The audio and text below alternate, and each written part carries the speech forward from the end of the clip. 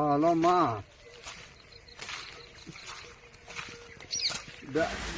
లక్షలాది రూపాయలు పెట్టుబడిగా పెట్టి తమ కష్టాన్ని స్వేదంగా చిందించి పంటలు పండిస్తే ఎక్కడుంటాయేమో తెలియదు, కానీ పంటలు చేతికొచ్చే సమయంలో ఏనుగుల దాడులతో తీరని కష్ట నష్టాలు పాలవుతున్నట్లు పుల్చల మండలంలోని రైతులు తీవ్రంగా ఆందోళన చెందుతున్నారు.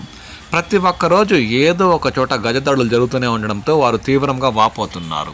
కమ్మపల్లి పరిసర ప్రాంతాల్లో అయితే ఒక రైతు లక్షలాది రూపాయలు వెచ్చించి టమాటా పంటను పండిస్తే శుక్రవారం రాత్రి ఆహార వేటకు బయలుదేరిన ఏనుగుల గుంపు శనివారం వేకువజామ వరకు టమాటా పంటను తొక్కి తిని ధ్వంసం చేసి తీరని కష్ట నష్టాలు పాల్చేసినట్లు కమ్మపల్లి రైతులు తీవ్రంగా ఆవేదన చెందుతున్నారు. స్థానిక రైతుల కథనం మేరకు పుల్చల మండలం కమ్మపల్లి పంచాయతీలో శనివారం వేకువజామున వరకు వరి, మామిడి పంటలపై ఏనుగుల గుంపు ధ్వంసం చేయడంతో అపార నష్టం వాటిల్లిందని వారు వాపోతున్నారు. తూర్పు విభాగం అటవీ ప్రాంతంలోని చింతలవంక నుంచి బయలుదేరిన 16 ఏనుగుల గుంపు కమ్మపల్లి, బాలిరెడ్డిగారిపల్లి సమీపంలోని పలువురు రైతుల పంటలను ధ్వంసం చేశాయి. శనివారం ఉదయం ధ్వంసమైన పంటలను అటవీ శాఖ సిబ్బంది పరిశీలించినట్లు స్థానిక రైతులు పేర్కొన్నారు. పంట నష్ట పరిహారం కింద ప్రభుత్వం నుండి ఆర్థిక పరిహారం అందేలా చూడాలని ఈ సందర్భంగా వారు కోరారు.